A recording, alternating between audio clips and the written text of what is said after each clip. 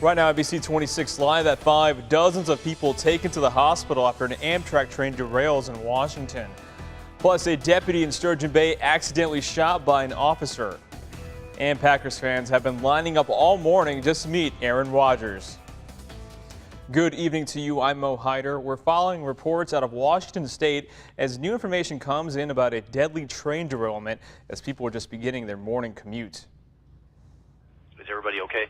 I'm still figuring that out. We got cars everywhere and down onto the highway. Multiple people reported dead on an Amtrak passenger train en route from Seattle to Portland, derailed in Pierce County, Washington.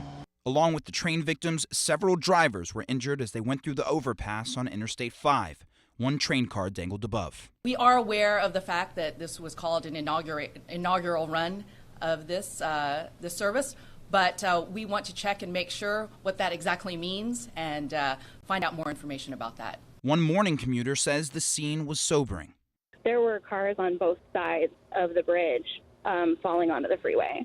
There appeared to be, it looked like a semi and a passenger truck that was underneath, the whole front end smashed in. I mean, it was a very brief moment, but that's what it looked like to me.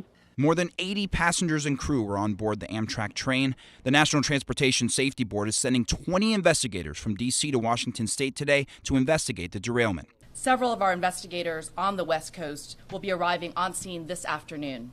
The rest of our GO team expects to arrive at the scene late tonight. I'm Omar Jimenez reporting. And the power is back on at Atlanta's Hartsfield-Jackson International Airport, which is the busiest airport in the world, and it affected travel nationwide, though, including here in northeast Wisconsin.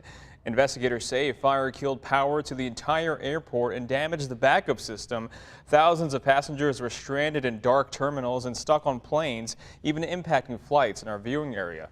Flights from Atlanta up to northeast Wisconsin last night were all canceled. And outgoing flights this morning back to Atlanta were also canceled. However, here in Green Bay, all of the passengers were able to be accommodated.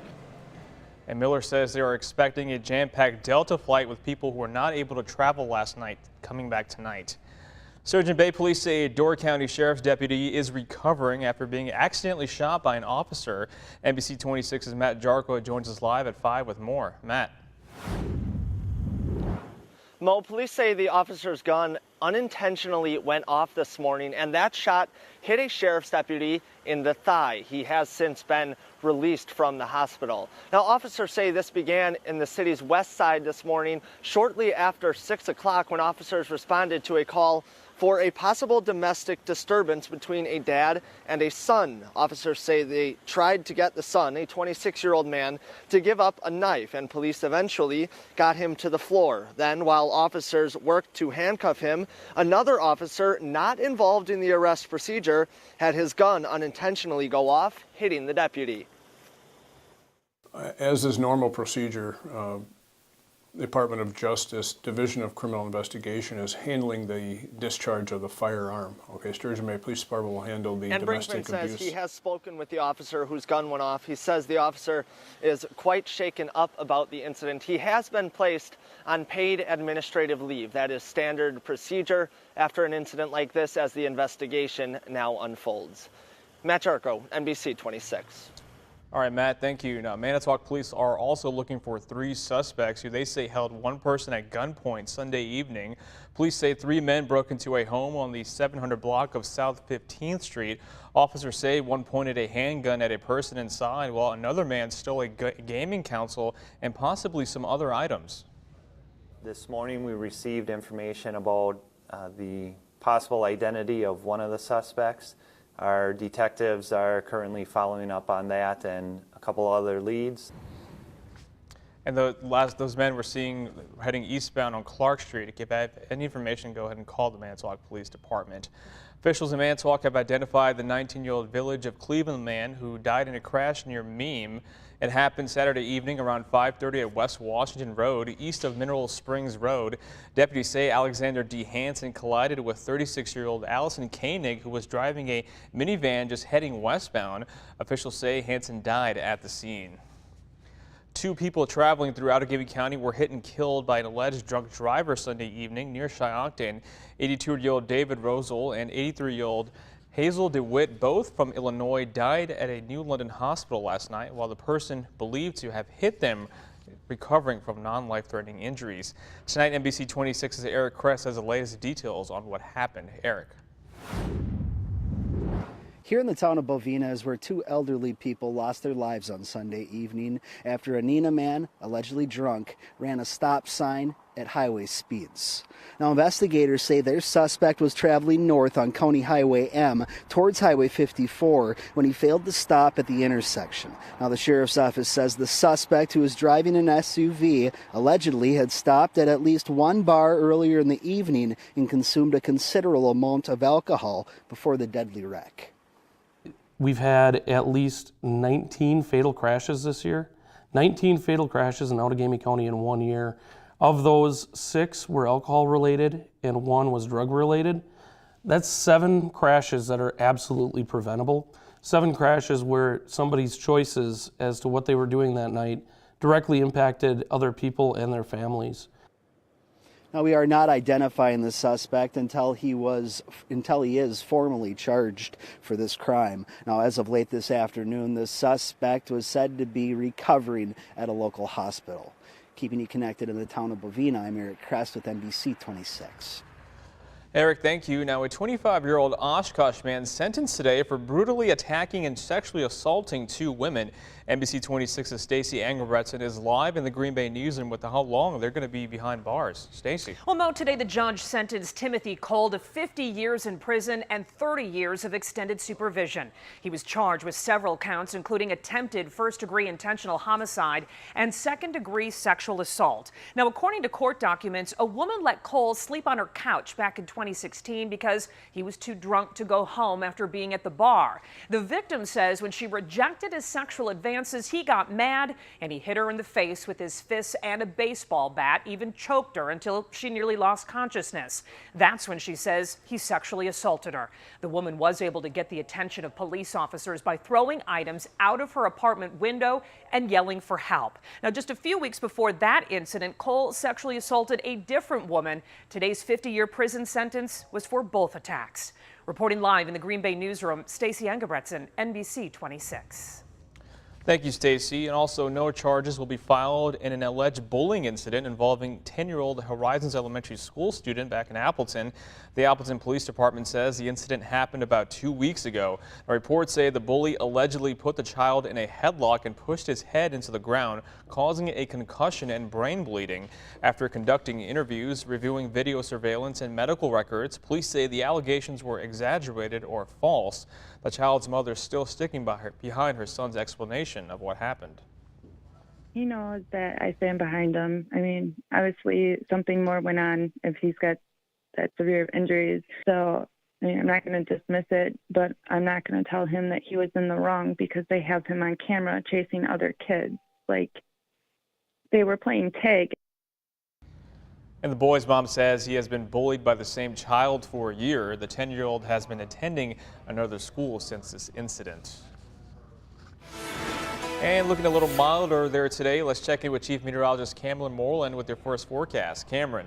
Mo, mild temperatures and lots of clouds across the area once again today, although there was just a little bit of spotty sunshine south and west of the Fox Cities as the sun was setting. Right now we have temperatures that range from the lower 30s to the upper 30s across the state, and this warmer weather is going to overspread northeast Wisconsin as we head throughout the night and into tomorrow. The clouds across the north are producing a little bit of light snow or a few flurries, and there's a chance that a couple of flurries are possible here as we head through the nighttime hours, especially north of Green Bay. You can see temperatures slowly climbing and then holding steady in the mid to upper 30s for most of the night. Mo? All right, thank you so mumuch, Cameron. Now, Governor Scott Walker announcing some highway projects are actually ahead of schedule. The WIS 441 project will be finished a year earlier. The Wisconsin 441 and Oneida Street interchange will now be completed in 2018. The governor did credit lower fuel prices and more competitive bids for increased savings on state transportation projects. Now to some Packers news. The Pack suffered a tough loss at Carolina yesterday in the return of Aaron Rodgers, and many are wondering, is it worth having number 12 to take snaps for the rest of the season? Sports anchor Kelly Price has more. Kelly.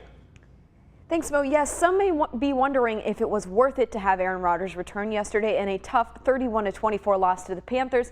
But now that the Pack's playoff hopes have all been extinguished, we expect to hear an update from Coach McCarthy at 6. But after yesterday's game, Aaron Rodgers gave no indications he'd be interested in sitting on the bench again.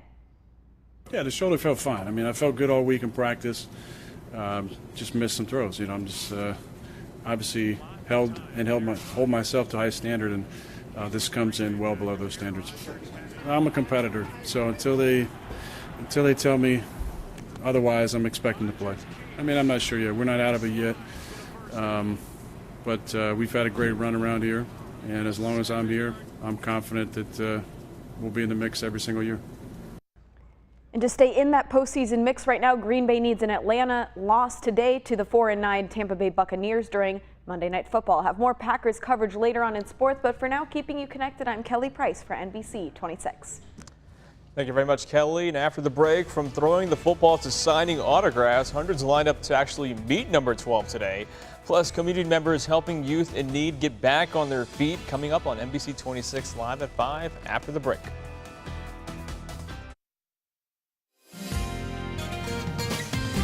And now, your Storm Shield forecast with NBC 26 Chief Meteorologist Cameron Moreland. Today's and tomorrow's December thaw will be just a distant memory a week from today. Take a look at your 7-day temperature trend. We've got some major changes on the way. We're going to see highs pretty close to 40 tomorrow. Lower to mid-20s on Wednesday, close to freezing on Thursday and Friday as a big storm rolls across Wisconsin. Behind that storm, it is going to turn sharply colder. In fact, we'll be looking at frigid conditions / bitterly cold conditions as we head into next week with highs only around 0. Right now, we are looking at temperatures that are mainly in the lower 30s. It is 31 in Sturgeon Bay. We've got 33 in Oshkosh. Meanwhile, it's above freezing in Kewaunee right now, where it's 34. Currently in Appleton, it is 30. After cloudy skies all day long, we have cleared out just a bit, and that's allowing the temperature to drop off here. 32 degrees right now in Green Bay with fair skies and southwest winds at around 5 to 10 miles per hour. But those winds are going to pick up later on this evening, and once that happens, we're going to start to see the temperature go back up. The clouds right now not doing anything across northeast Wisconsin, but there is a small area of light snow and flurries across the northwestern part of the state. And across the north, as we head throughout the night, there will be the chance for a few snowflakes. The satellite picture shows abundant cloud cover across Wisconsin this afternoon. We're seeing a little bit of a break from the low clouds right now, especially from Green Bay south and west. And then off to the west, we've got kind of a mixture of clear skies and clouds. We had a warm front move through earlier. Now we're watching a cold front that'll push through later on tonight into tomorrow morning. In between the fronts, it was mild to very warm. Temperatures in the 30s where there's a lot of snow on the ground. Where there's no snow on the ground, temperatures made it up into the 40s and 50s. Now today is the warmest day in 2 weeks, and tomorrow's going to be even warmer. The normal high tomorrow is 27. I'm forecasting highs to be in the upper 30s to around 40 degrees. We'll see lots of sunshine as we move through tomorrow. It's going to be a windy but quiet day, but then things are going to change as we head through Wednesday. We'll see sun and clouds early Wednesday morning, then thickening clouds, and then we're going to turn our attention to a big storm developing to our south and west. By Thursday morning, snow will develop across the state. The snow could fall heavily at times as we move through Thursday afternoon, Thursday night into Friday morning. This storm does have the potential to produce quite a bit of snow across the Badger State, but how much and where are the big questions that'll hopefully be answered by this time tomorrow, for sure by Wednesday. The computer forecast models are struggling quite a bit with the track of this storm, and that means snow totals are all over the place, but we'll fine-tune the forecast as we get closer. Now, behind the storm, we've got a major change headed our way. A cold wave is going to move into the eastern half of the country. It starts on Sunday, and it looks like it's going to continue pretty much all week long next week. So tonight, breezy, a few flurries, variable cloudiness, temperatures in the lower 30s initially, then slowly climbing as the winds pick up later on tonight. Tomorrow, lots of sunshine, windy and mild. Highs will be in the 30s to around 40 degrees. As we head into Wednesday, look for a mixture of clouds and sun, and then clouds winning out. Snow on Thursday and Friday, windy conditions, high temperatures around freezing both days. Morning highs in the lower 20s early Saturday, then falling to around 15 by the late morning and then continuing the fall. 3 for a high on Christmas Eve, 0 on Monday, and Tuesday looks absolutely frigid with high temperatures across Wisconsin, probably only in the single digits and teens below 0. We've got a major blast of cold air coming. That really is the big story, but we've got to worry about traveling on Thursday and Friday as well, with the potential for some heavy snow across the state. You know, the good thing is we start off good, we end good. It's that in-between part we got to worry about. If you consider a high of 0 good, we'll let you have it. All right, thank you so much, Cameron. All right, after the break, from throwing the football to signing autographs, hundreds lined up today to meet number 12. Check this out after the break. Thanks for staying with us. Some members of the Brown County community are helping homeless and foster youth get back on their feet. Family Services of Northeast Wisconsin collected household items donated by the Home Builders Association and Service League, all to help youth in transitional housing when they move back into their own apartments. Our youth often get left in the cracks, and there's a huge gap in our community and not enough services to provide quality services to youth in need. And so it's great to be able to have them have a warm blanket and a warm pillow, the things that often we take for granted. And Family Services says they're helping around 20 youth this time. Some Packers fans spent their morning shoveling Lambeau Field. Organizers say 7 inches of the snow had to be shoveled out, all in prep for the game against the Vikings this Saturday. Nearly 600 people came out. Some fans say they'll do anything to help out their team. It's a great opportunity to come see the stadium, get some work in, and help out. I love the Packers. I love living near the stadium, and it's great to contribute when I can. And the Green and Gold take on the Vikings this Saturday. You can watch it right here on NBC 26. And coming up after the break, from throwing the football to signing autographs, hundreds lined up to meet number 12. We'll hear from fans after the break. Welcome back. Aaron Rodgers has had a very busy schedule, to say the least. Yesterday he was on the field. Today he's signing autographs. Shane Gustafson is live at the Lambeau Field with the latest. Shane, how's it going out there? Yeah, Mo, we're less than an hour away from Aaron Rodgers showing up, and fans are still piling into Lambeau Field, hoping to meet number 12 himself. Now, the quarterback is signing autographs for $100 today, all of it going to the Salvation Army to help people right here in Northeast Wisconsin. But there's a catch. Only 200 fans will get the chance to meet Rodgers at 6 o'clock tonight. As you can imagine, the anticipation is building here as some fans waited since 4 a.m., some earlier here at Lambeau Field. One family from New Jersey calls it a dream come true. I don't even know what I'm going to say to him yet, but it's just so amazing, and it's the best gift that I could give my son, honestly. Now, Rodgers is matching donations up to $50,000 tonight, and fans here say they're happy to see their money go to a good cause. We're keeping you connected tonight live at Lambeau Field. Shane Gustafson, NBC 26. A busy day for Aaron, and Packers receiver Davante Adams is concussed after another vicious blow, and he took to Twitter today to discuss that hit. Coming up next in sports.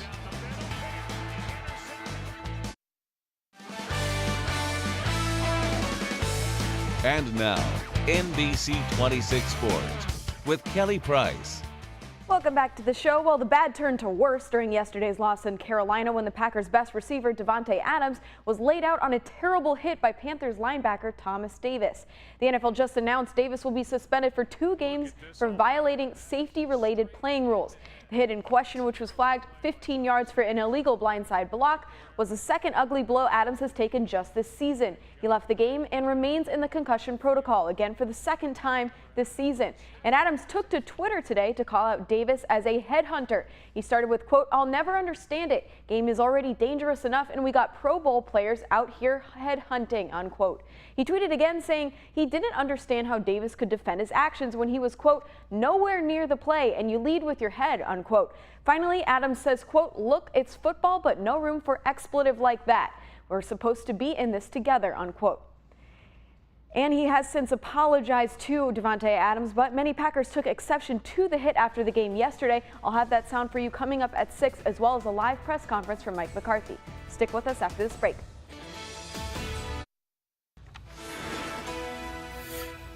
Welcome back. It's never too early to start thinking about the weekend, especially if it's a holiday weekend. In this case, it's Christmas. Christmas Eve will be cold. Look for a high of 3, 0 on Christmas Day for a high. The game at Lambeau Saturday night is going to be pretty cold. So looking forward to it. Thank you so much, Cameron. Thank you for watching NBC 26. We'll see you back here at 6. Have a great night.